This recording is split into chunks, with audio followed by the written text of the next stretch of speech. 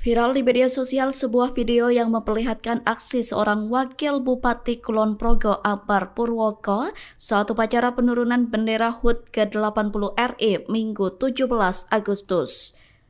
Dalam upacara tersebut, tali sepatu salah satu anggota Paskibra terlepas.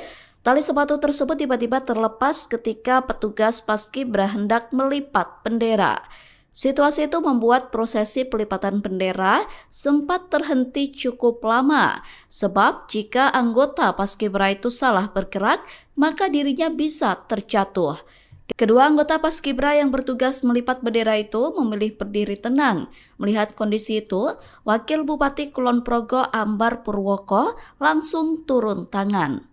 Ia meninggalkan tempatnya dan langsung berjongkok di depan anggota Paskibra yang tali sepatunya terlepas.